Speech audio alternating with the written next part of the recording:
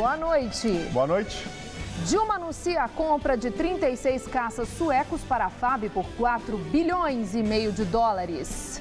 STJ nega recurso da Prefeitura de São Paulo e mantém suspenso o aumento do IPTU. Próximo passo é o Supremo. Há mais de um ano em obras, a Fábrica do Samba não está pronta para o próximo carnaval e prejudica 14 escolas. Cartórios começam a emitir certidões digitais de nascimento, casamento e óbito. E apesar da tecnologia, persiste a tradição de escrever cartões de Natal. O Jornal da Gazeta está no ar.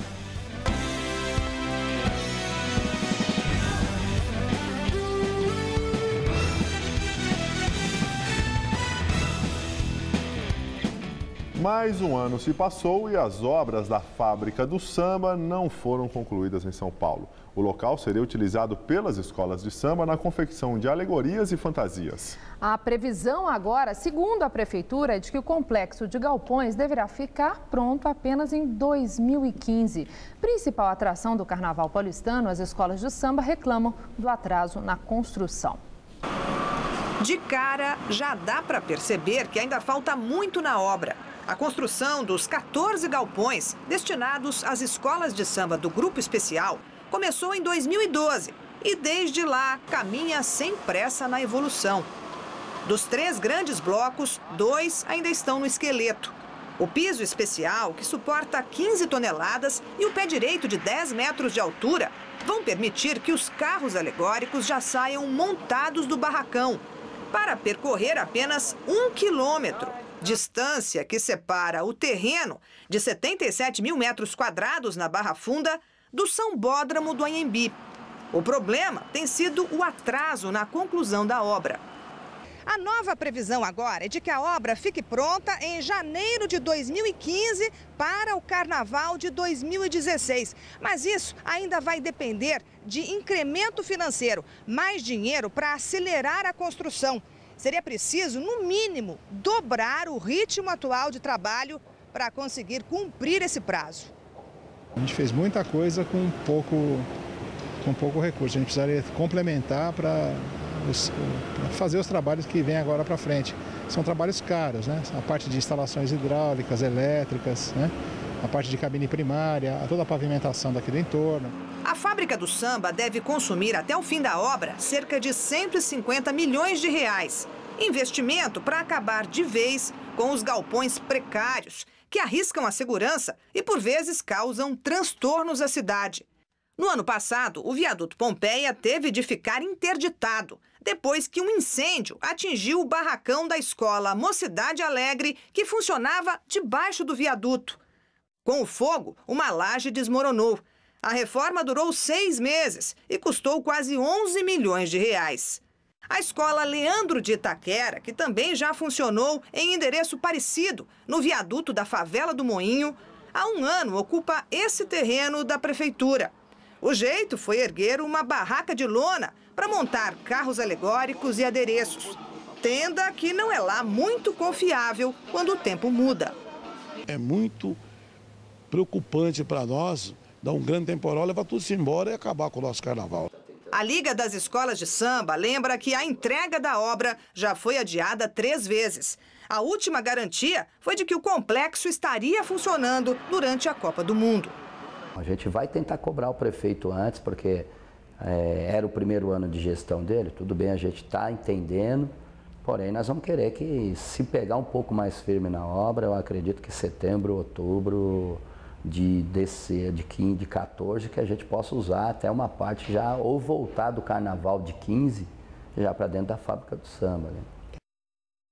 E após cerca de 8 meses fechada, a Feirinha da Madrugada, no Braço, região central da capital, será reaberta. O local que foi reformado será reaberto ao público na madrugada desta quinta-feira. A informação foi confirmada pela Secretaria de Coordenação das Subprefeituras. As instalações e os equipamentos de segurança foram aprovados pelo Corpo de Bombeiros após a última vistoria feita ontem. A Feira da Madrugada foi fechada em maio, quando os bombeiros avaliaram que não havia condições de segurança para o funcionamento.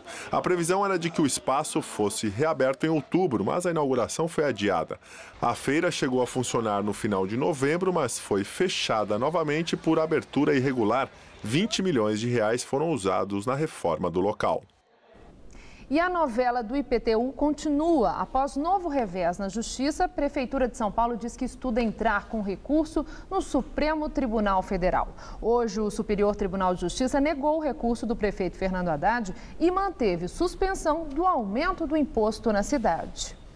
O STJ considerou que cabe ao Supremo Tribunal Federal analisar o recurso da Prefeitura de São Paulo, que pretende derrubar a liminar do Tribunal de Justiça, que suspendeu o reajuste do IPTU.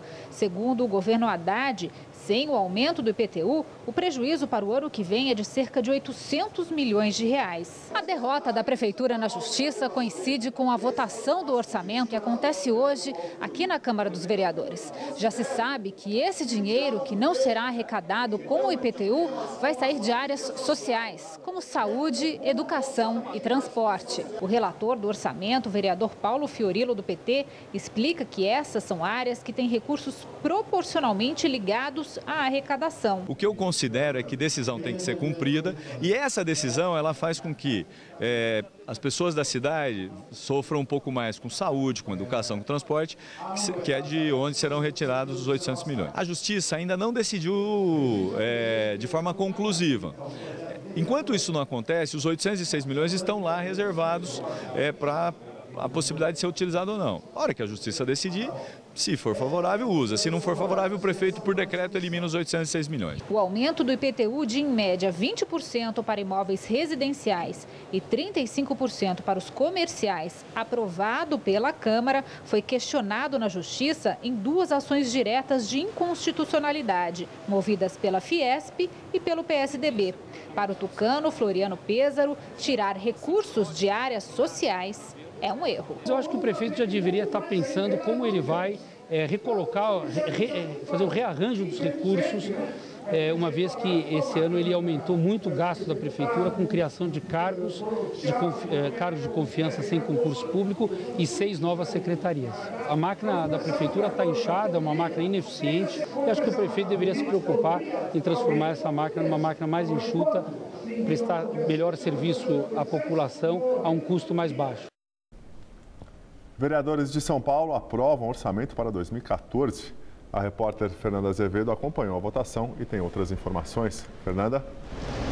Gabriel, é isso mesmo. O orçamento de 2014 foi aprovado agora por volta das 6 horas da tarde. A sessão foi encerrada. O orçamento é de 50,5 milhões de reais, mesmo sem a decisão final da Justiça sobre o reajuste do IPTU. O que acontece agora é que 800 milhões de reais ficam congelados e só poderão ser utilizados no orçamento caso a Justiça derrube a liminar que impede esse reajuste. Sem os recursos, o maior congelamento é da área de educação. 249 milhões de reais para essa pasta estão congelados. Esse orçamento de 2014 é 21% maior que o de 2015. Foi aprovado em uma sessão tranquila, com 38 votos a favor e 12 contra. Votaram contra os 9 vereadores do PSDB, um vereador do PV, um do PSD e um do PSOL. Das 5.227 emendas propostas pelos vereadores, apenas 816 foram aprovadas. O ano legislativo aqui na Câmara Municipal se encerra hoje. Os vereadores voltam do recesso no dia 4 de fevereiro. Estela. As informações e o Congresso aprova o orçamento federal com previsão de receita de mais de 2 trilhões e 400 bilhões de reais. O projeto segue agora para a sanção da presidente Dilma Rousseff. O texto também prevê para o ano que vem o novo valor do salário mínimo, R$ 724. Há 4 dias, cerca de 300 sem-teto estão acampados na calçada do Viaduto do Chá, em frente à Prefeitura de São Paulo. Eles pedem o religamento da energia elétrica do prédio extinto Cine Marrocos, localizado na região central e invadido desde novembro. A energia e o abastecimento de água foram cortados há 20 dias pela administração municipal. A imagem bem ao lado da Prefeitura de São Paulo chama a atenção de todos que passam pelo Viaduto do Chá. O movimento intenso de pedestres agora se dá entre as dezenas de barracas que continuam montadas sobre a calçada. Uma situação que fica ainda mais preocupante quando acompanhamos de perto a rotina de quem se dispôs a ficar aqui por tempo indeterminado. Adultos, crianças, pessoas de todas as idades que vivem à base do improviso. Algumas improvisam tudo, até mesmo a comida. Aqui a gente vê a dona Miraneide, ela preparou o almoço para 5 crianças dela. Ela tem aqui um pouco de feijão, né, que ela preparou para o almoço. Tem também um pouco de carne e logo ali tem uma panela de arroz. E isso vai ter que dar para toda a família, né, dona Miraneide? A família, meus 5 filhos, eu e meu marido. O que vocês estão fazendo nessa situação? Tá difícil demais, tá muito difícil, não tem higiene nenhuma de fazer a comida aqui, não tem, eu até arrisco até do meu filho pegar uma doença aqui, né?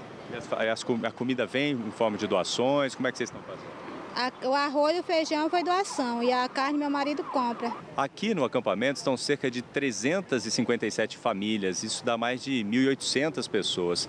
Famílias como a da Rosana, que veio para cá porque não tem onde ficar, né, Rosana? Exatamente. Como é que estava a sua situação? Você estava morando aonde? Por que você teve que procurar esse lugar? Então, eu morava numa outra residência, aí houve o auxílio deles porque eu me separei e eles me trouxeram para esse movimento.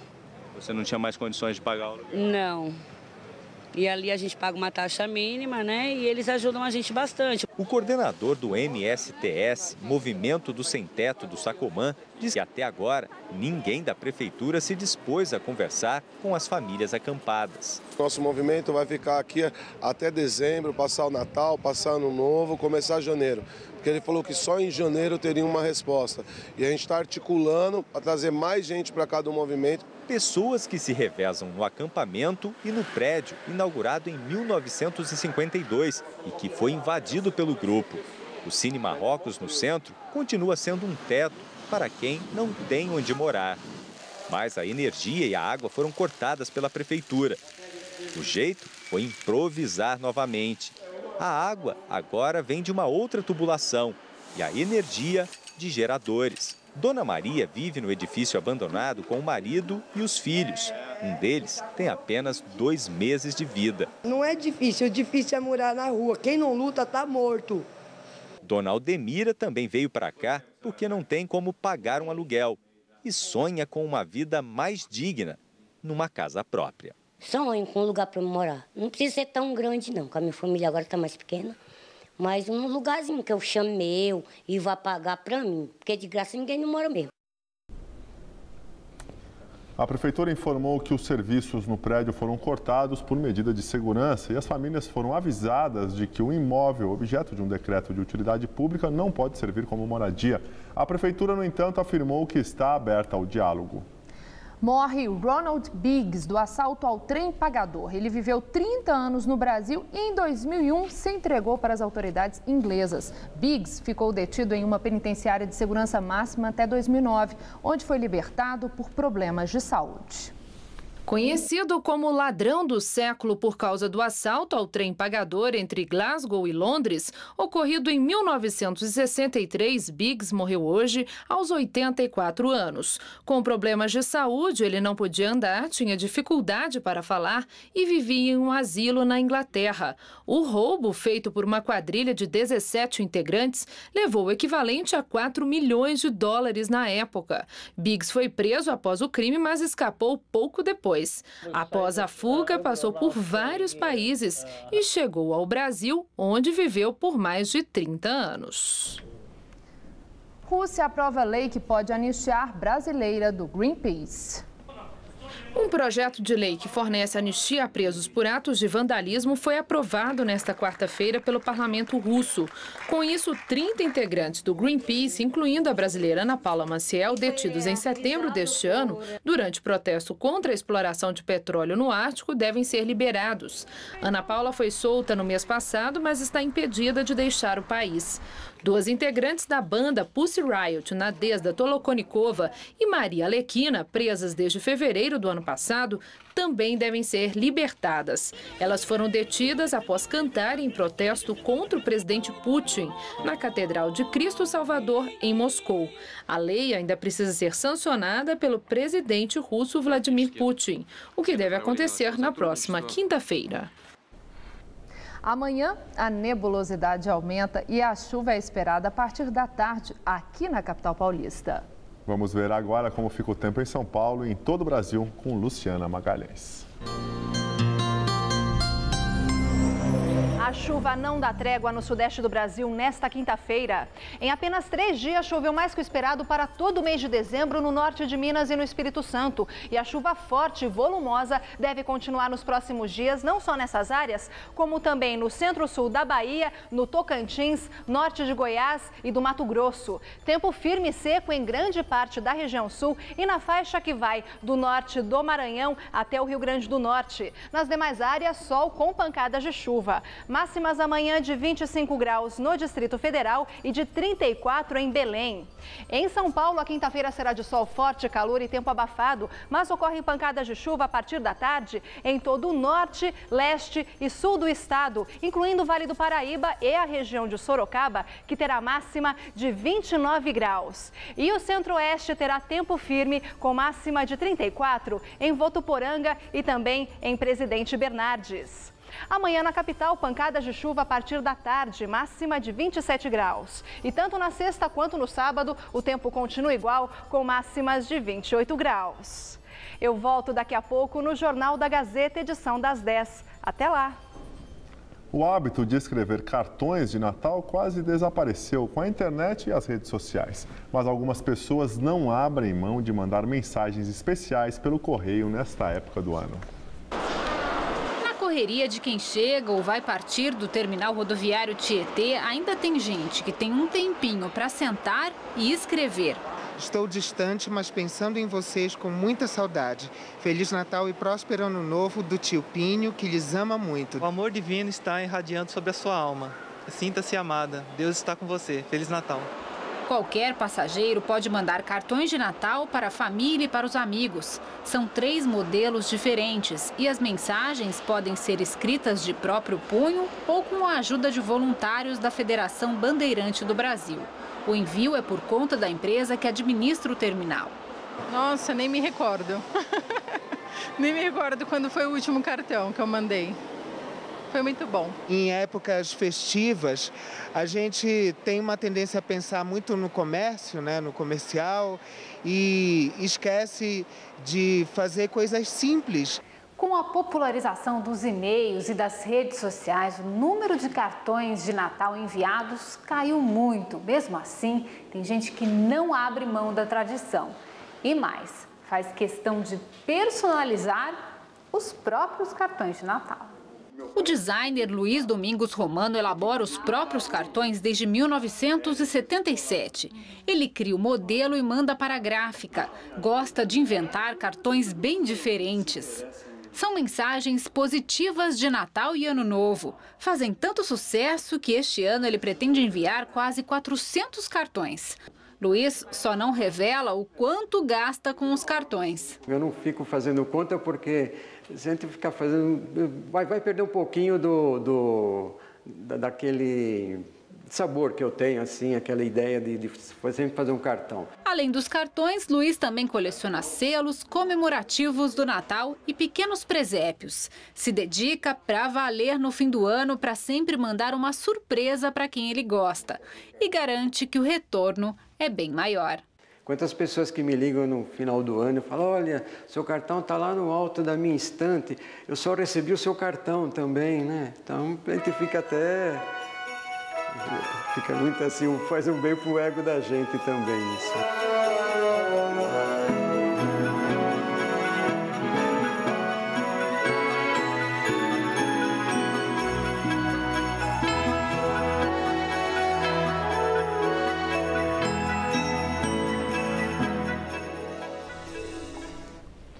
A ação de cartões de Natal no terminal rodoviário do Tietê acontece até o próximo domingo.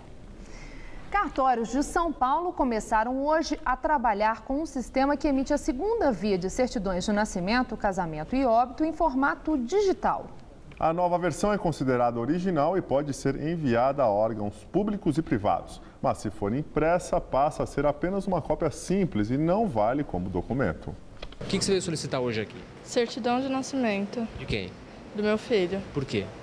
Perdi. Perdeu? É. Débora não sabia que podia ter solicitado o documento pela internet. Funciona assim, basta entrar nos sites arpem.org.br ou registrocivil.org.br, clicar em certidão eletrônica enviada por e-mail ou em papel recebida pelos correios, escolher se a certidão é de nascimento, óbito ou casamento, definir o município de origem, preencher dados pessoais e da certidão. Um número de requisição e um boleto para pagamento são gerados. O solicitante tem 10 dias para pagar a taxa. Só depois disso é que passa a contar o prazo de 3 dias para que a certidão seja emitida e enviada. Fazer a solicitação e a emissão da certificação digital custa R$ 23,15. O mesmo valor para a solicitação impressa do documento. Isso porque o trabalho e a responsabilidade dos cartórios continuam os mesmos. Quem garante é a chefe deste cartório no bairro da Liberdade, no centro. Uma única ressalva, ela não pode ser impressa. A certidão digital impressa, ela tem a mesma validade de uma cópia simples. Então, para sua apresentação nos diversos órgãos e para ter a sua autenticidade certificada, ela tem que ser apresentada em mídia digital. Ou senão ela ela pode ser transferida pelo próprio link. A operação de emissão digital de certidões começou oficialmente hoje nos cartórios. Mas nos últimos 15 dias, ainda em fase de testes, 15 documentos digitais foram gerados e enviados somente neste cartório. A digitalização de certidões vale para o estado de São Paulo e para outros 3 estados que também contam com o mesmo sistema: Acre, Santa Catarina e Espírito Santo. É bom, para quem não tem tempo de vir aqui é bom, ajuda muito. Ministério Público Federal diz que vê com preocupação possível rebelião no complexo da Papuda, em Brasília. No local estão 13 presos do Mensalão. Segundo o Procurador-Geral da República, Rodrigo Janot, as informações prestadas por juízes substitutos da Vara de Execuções Penais do Distrito Federal sobre uma possível rebelião a ser realizada na véspera do Natal despertaram a atenção do Ministério Público Federal. Desde a chegada dos 13 condenados do Mensalão, entre eles José Dirceu, Marcos Valério e Delúbio Soares, o clima na Papuda é de tensão, segundo os juízes da Vara de Execuções Penais de Brasília. As regalias, como horários especiais de visitação, estariam irritando os demais presos e provocando risco de rebelião. Com isto, a segurança será reforçada no local. Gerente do metrô ligado à empresa subcontratada pela Alstom é exonerado do cargo em São Paulo. Segundo o jornal Globo de hoje, Nelson Carvalho Scaglione é ligado à empresa Fasson, que prestou serviços para a Alstom nas obras da linha 2 Verde do metrô. E de acordo com a publicação, a suspeita é que a empresa era usada para camuflar pagamentos de propina. A Alstom, junto com outras empresas, são investigadas pela suposta formação de cartel nas licitações do metrô e da CPTM em São Paulo. Na última audiência pública do ano, o Papa Francisco volta a criticar o elitismo. Durante o tradicional trajeto de Papa Móvel pela Praça São Pedro, o pontífice abençoou crianças e até bebeu mate, tradicional bebida argentina, que foi oferecida por um fiel. Em seguida, o Papa se dirigiu aos peregrinos presentes. Francisco criticou os cristãos que não servem aos outros, chamando-os de pagãos. Ele também afirmou que o Natal é uma festa de confiança e alegria. O Papa encerra 2013 como uma das personalidades do ano e com alta popularidade entre os católicos. Também na Itália é divulgado vídeo que mostra imigrantes sendo pulverizados com veneno contra a sarna. As imagens chocaram o mundo e motivaram denúncia da União Europeia, que ameaça punir o país com sanções. Nas imagens feitas por um imigrante, é possível ver homens nus ao ar livre sendo pulverizados com um produto desinfetante. Segundo o jovem que gravou o vídeo, eles foram tratados como se fossem animais. O vídeo foi gravado no centro de imigração da ilha de Lampedusa, que em outubro foi palco de um naufrágio que deixou mais de 300 imigrantes mortos. O primeiro-ministro do país, Enrico Letta, afirmou ter sido impactado pelas imagens e prometeu punir os responsáveis. Só neste ano, cerca de 13 mil estrangeiros pediram asilo em Lampedusa. Ex-presidente do Egito, Mohamed Morsi, será julgado por espionagem e por conspiração. O julgamento será retomado em janeiro do ano que vem. O ex-presidente Mohamed Morsi, que foi deposto por militares e está detido desde julho, é acusado de conspirar com organizações estrangeiras para a realização de atos terroristas no país. Ele ainda foi denunciado por fornecer segredos militares a outros países. Além do ex-presidente, outros 34 integrantes da Irmandade Muçulmana serão julgados pelos mesmos crimes. Congresso Nacional faz devolução simbólica do mandato de presidente da República a João Goulart. A sessão solene aconteceu nesta tarde no Senado e contou com a presença da presidente Dilma Rousseff. Nós não temos esse VT agora, então vamos à entrevista do dia com Maria Lídia Flandoli. A Comissão Municipal da Verdade de São Paulo investigou o acidente em que morreu Juscelino Kubitschek e concluiu que o ex-presidente JK foi assassinado. Para falar sobre essa investigação, hoje recebemos o vereador do PV, Gilberto Natalini, que é presidente da Comissão da Verdade da Câmara Municipal de São Paulo. Vereador, obrigada por estar conosco. Bom, vereador, por que é que a Câmara Municipal de São Paulo, nessa Comissão da Verdade, decidiu investigar o caso de Juscelino Kubitschek? Isso não seria uma investigação mais adequada para a Comissão da Verdade Nacional, considerando a personalidade, ex-presidente do Brasil, e também o acidente que aconteceu num outro estado, não foi nem em São Paulo? Bom, boa noite, Maria Lídia, boa noite, telespectadores do jornal. Nós decidimos investigar, primeiro, pela importância da figura de Juscelino. Segundo, Juscelino saiu de São Paulo para morrer alguns quilômetros depois da fronteira entre São Paulo e Rio de Janeiro, mas a origem da viagem foi aqui. Terceiro, porque nós fomos procurados pelo presidente da casa, Juscelino Kubitschek, de Diamantina, seu ex-secretário particular, Serafim Jardim, que nos trouxe a demanda e pediu à Comissão da Verdade de São Paulo para fazer a investigação.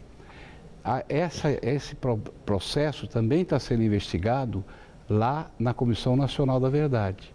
Então, como nós temos convênio, a gente trabalha muito juntos, a nossa investigação, ela colabora com a investigação nacional e é uma coisa a mais. E está sendo investigada também pela OAB de Minas Gerais e pela Assembleia Legislativa de Minas Gerais. E o resultado da investigação de São Paulo é conclusivo? Você chegaram à conclusão?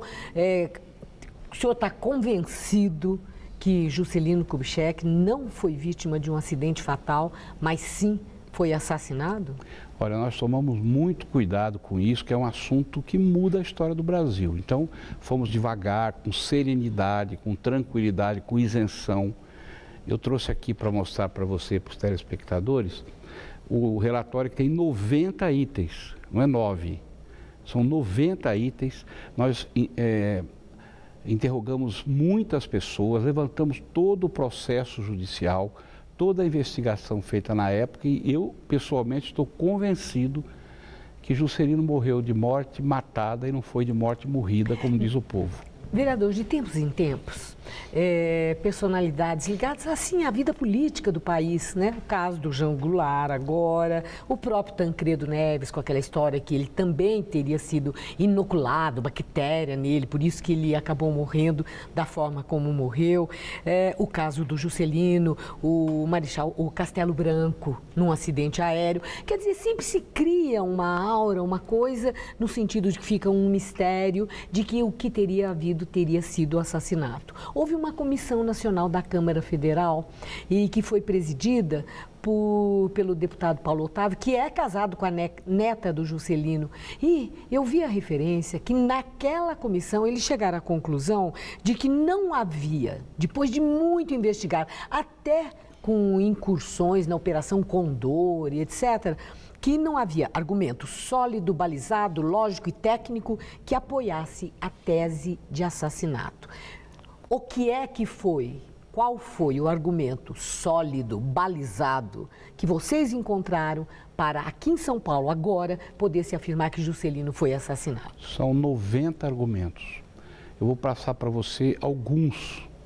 Por exemplo, nós temos o depoimento de um perito de Minas, chamado Alberto Carlos de Minas, que estava no momento da exumação do crânio do motorista do Juscelino, e ele afirma categoricamente que havia um buraco. Ele é um especialista em balística, em pessoas que levaram tiro, com especialização na França e tudo mais. Ele afirma que ele viu um buraco, que ele colocou, na hora ele falou, é um buraco de tiro. Quis fotografar e não foi permitido. Depois, acharam dentro do crânio do motorista um fragmento de metal, que a perícia de então concluiu que era um fragmento de prego do caixão, dentro do crânio. Esse é um fato. E que a outra comissão que investigou aceitou a outra comissão como argumento, chamou aquela de Brasília. O deputado Paulo Otávio, na época, ele chamou os peritos que concluíram no passado. Então, praticamente ele chamou as mesmas pessoas que fizeram as investigações para ir lá e dar os depoimentos. Nós fizemos o contraditório. Né? Existem muito, por exemplo, eu vou te dar outro dado. Por que que o corpo de Juscelino, lá em Resende, estava no chão, coberto de um lençol, e o corpo do motorista estava dentro de uma urna lacrada na capela do cemitério, que não podia ser olhado por ninguém? Por que que radiografaram o corpo de Juscelino durante a necrópsia no Rio de Janeiro, logo em seguida à morte, e não existe nenhuma radiografia do corpo do motorista? Não fizeram radiografia do corpo do motorista. Por que que o Opala periciado, 20 anos depois em Resende, repericiado, foi um Opala errado? O chassi do carro periciado não era o chassi do carro, periciaram o carro errado. Quer dizer, nós levantamos 90 contradições muito graves, e comprovadas. Agora, para encerrar, esse relatório que o senhor trouxe aqui, qual vai ser o encaminhamento para uma conclusão formal, oficial? Isso vai ser encaminhado? Quem que deve definitivamente chegar à conclusão? O governo brasileiro. Foi ou não foi? É a presidente Dilma, é o Supremo Tribunal ou é o Congresso Nacional? Eu acho que é o governo brasileiro que tem que reconhecer, assim como reconheceu a morte do Vladimir Herzog. Então nós estamos mandando um ofício com esse documento para o presidente da República, para o presidente do Congresso, para o presidente do Supremo, para o presidente da Comissão Nacional da Verdade. É a nossa convicção, minha e dos outros 6 vereadores. Nós fizemos um trabalho exaustivo. E já vai encaminhar isso para Brasília, então? Em janeiro nós estaremos encaminhando para que o governo brasileiro possa apreciar o nosso pedido. E nós estaremos acompanhando. Se Deus quiser. Muito obrigada, vereador. Muito obrigado Uma boa a você. Noite. Boa noite. Estela.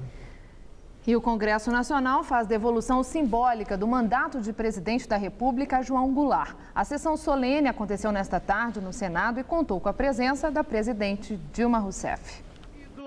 Durante a cerimônia, a presidente Dilma Rousseff compôs a mesa ao lado do presidente da Câmara dos Deputados, Henrique Alves, do presidente do Senado, Renan Calheiros, e do vice-presidente da República, Michel Temer. João Vicente Goulart, filho de João Goulart, também esteve presente. A cantora Fafá de Belém cantou o hino nacional. Ó pátria amada, idolatrada, salve, salve. Jango foi destituído do cargo de presidente da República em 2 de abril de 1964, com o golpe militar. A devolução do mandato presidencial a Goulart acontece após os parlamentares terem aprovado no mês passado um projeto de lei que anulou a sessão legislativa que destituiu o ex-presidente do cargo. O texto foi promulgado hoje pelo presidente do Congresso, Renan Calheiros. No telão do plenário do Senado foram exibidos fotos e vídeos históricos de João Goulart. O local estava lotado de parlamentares, ministros e autoridades convidadas, dentre elas os comandantes das Forças Armadas. No mês passado, o corpo de João Goulart foi exumado no cemitério da cidade de São Borja, no Rio Grande do Sul. A exumação foi feita a pedido da família, que suspeita que Jango possa ter sido envenenado por agentes da ditadura militar. Segundo a versão oficial, ele morreu de ataque cardíaco. Os resultados ainda não têm data prevista. Justiça determina que ex-prefeito Gilberto Kassab devolva parte de seu salário recebido em seu segundo mandato. Voltamos a falar com a repórter Fernanda Azevedo, que tem outros detalhes sobre este assunto. Fernanda? O ex-prefeito Gilberto Kassab e a ex-vice-prefeita Alda Marcantônio foram condenados a devolver R$ 228 mil referentes à diferença salarial de fevereiro a dezembro de 2011. A decisão é do juiz da 4ª Vara da Fazenda Pública, que aceitou a ação proposta pelo Ministério Público, que alega que o ex-prefeito reajustou o salário em um decreto, o que contraria a lei orgânica do município e a Constituição Federal. O ex-prefeito Kassab elevou o próprio salário de R$ 12.380 para R$ 20.042 e o da vice-prefeita de R$ 10.021 para R$ 21.750. A decisão não atinge o salário do atual prefeito Fernando Haddad, porque em junho de 2011 a Câmara aprovou o reajuste em votação válido para 2012 e é válido até hoje. Por meio de nota, o PSD, que é o partido do ex-prefeito, afirmou que essa é uma decisão em primeira instância e que haverá recursos a instâncias superiores. A nota também afirma que todas as decisões tomadas na gestão Kassab foram feitas dentro da legalidade. Voltamos ao estúdio. Obrigada, Fernanda. E a seguir, Mundial Interclubes. Atlético Mineiro perde de 3-1 e é eliminado da competição. E violência no Sudão do Sul. Confronto entre facções rivais do Exército deixam centenas de mortos.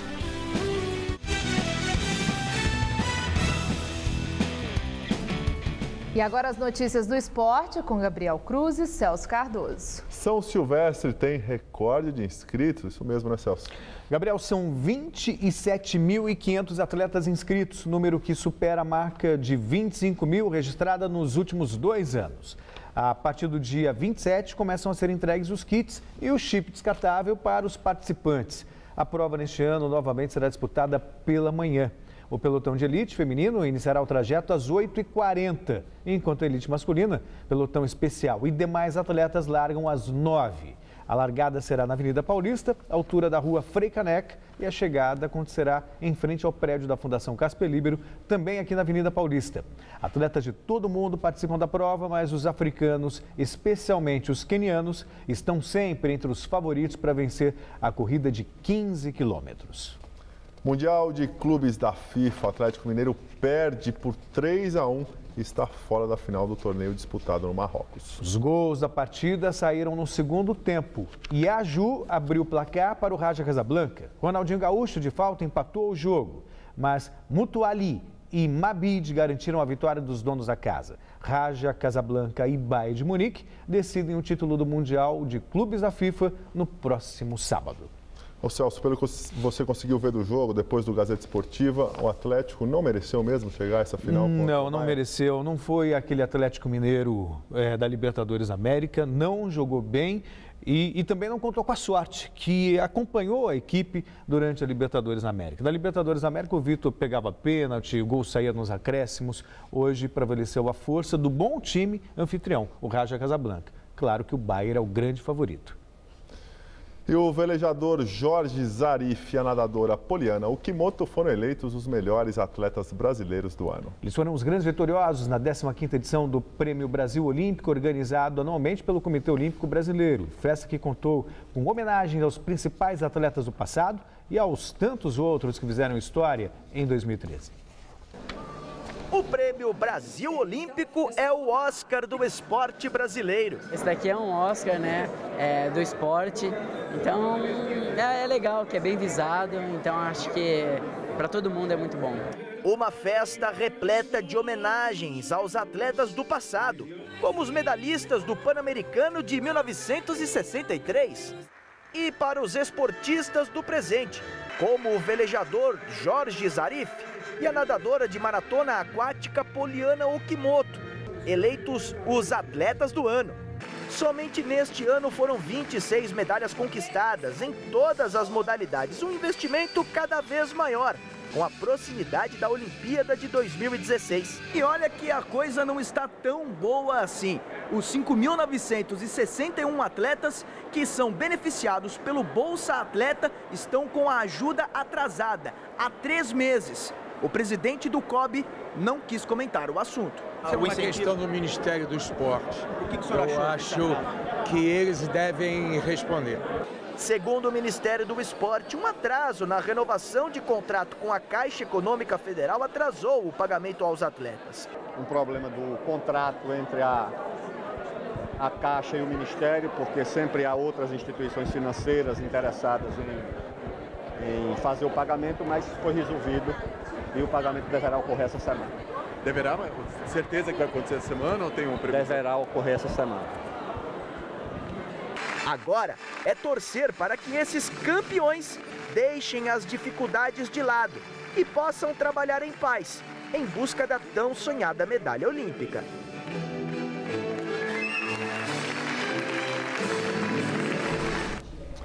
O handebol feminino do Brasil fez história nesta quarta-feira. A seleção chegou pela primeira vez à semifinal de um campeonato mundial que neste ano acontece na Sérvia. Hoje, pelas quartas de final, as brasileiras precisaram de 2 prorrogações para vencer o time da Hungria por 33-31, depois de empate em 26-26 no tempo regulamentar. No último mundial e nos Jogos de Londres, o Brasil não conseguiu passar das quartas. Agora, a seleção enfrenta a Dinamarca na semifinal.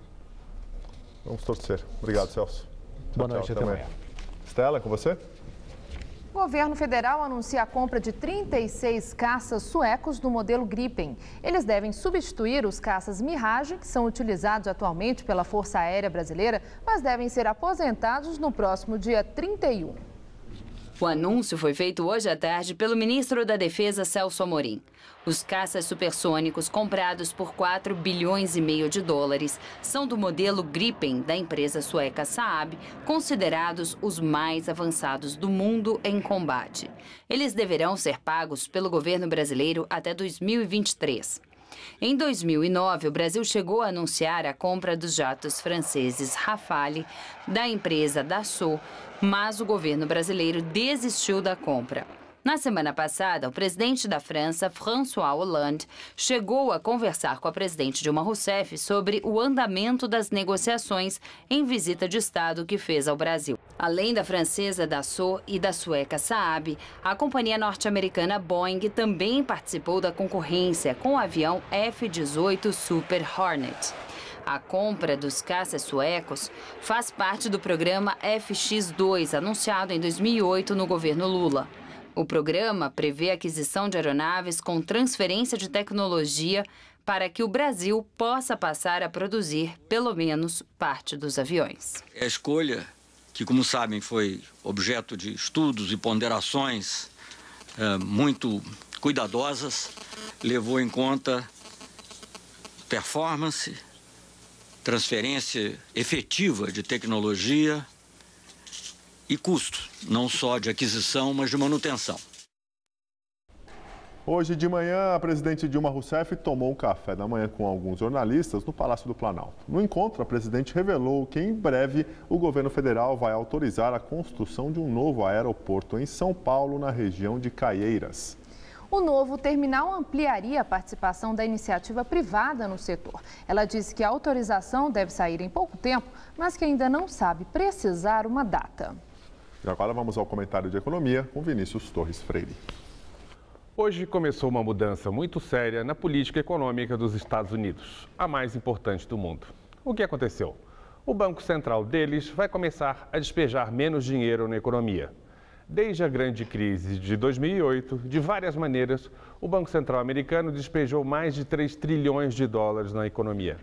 A coisa é bem enrolada de explicar, mas, na prática, isso reduziu muito as taxas de juros. Ficou mais barato, portanto, comprar casa, carro. Com custo financeiro menor, as empresas lucraram mais. Parte desse dinheiro viajou para outros lugares. Veio também para o Brasil. Facilitou a baixa de juros aqui. O dólar ficou mais barato. Ficou, pois, mais barato e fácil comprar produto importado. Isso tudo vai mudar agora, aos pouquinhos. Primeiro, porque o fim da ajuda do Banco Central americano significa que a economia dos Estados Unidos está mais forte, capaz de crescer mais.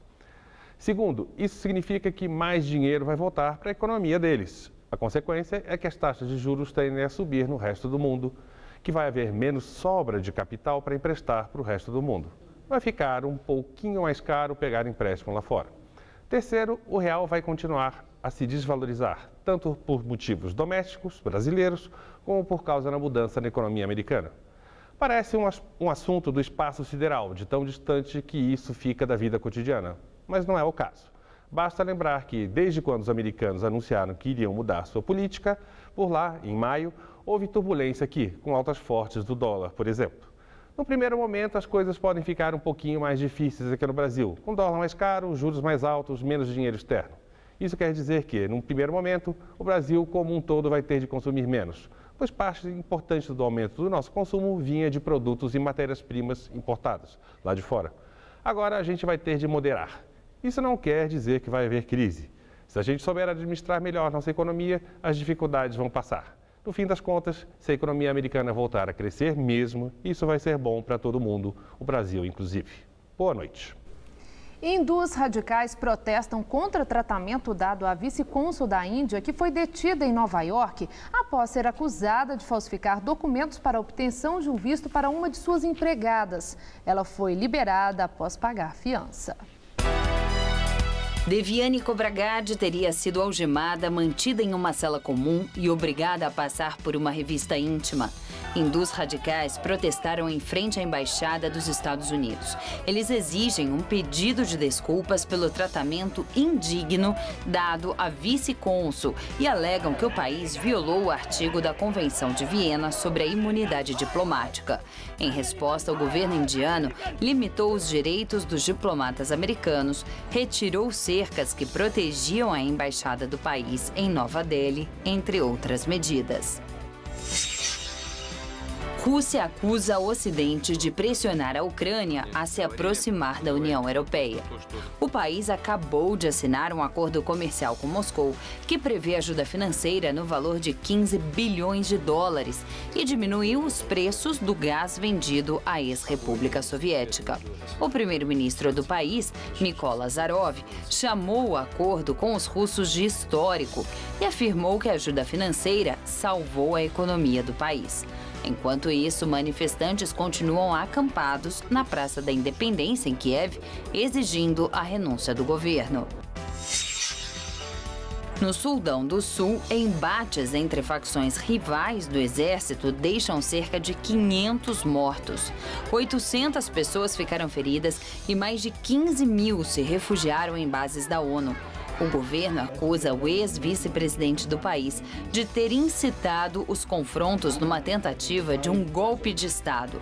Autoridades pedem que a população retorne para suas casas e afirmam que a situação está sob controle.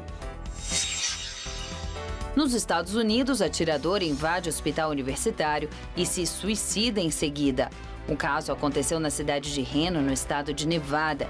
O homem invadiu o centro médico perto das 3 da manhã e começou a disparar. Uma pessoa morreu e outras ficaram feridas. A polícia não revelou a identidade das vítimas e afirmou que o atirador agiu sozinho. Os motivos ainda são investigados.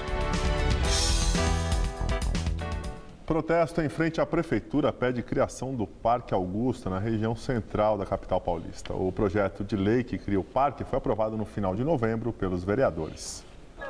Os manifestantes saíram das proximidades do Teatro Municipal e caminharam pelo Viaduto do Chá, portando cartazes e gritando palavras de ordem pela criação do Parque Augusta. Uma área de 25 mil metros quadrados, situada na esquina das ruas Augusta e Caio Prado. Eles exigem que o prefeito Fernando Haddad, do PT, sancione o projeto de lei que criou o parque.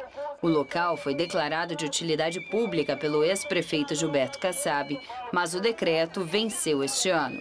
A atual gestão alega não ter verba suficiente para desapropriar o terreno, avaliado em 55 milhões de reais.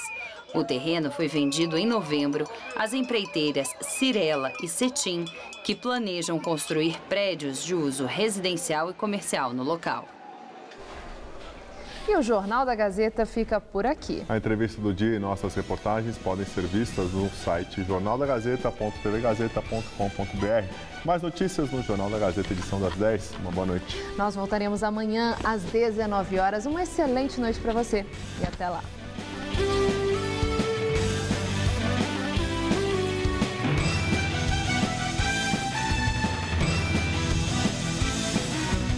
Hoje, 10h20 da noite no Todo Seu, saiba mais sobre a solução judicial de conflitos familiares.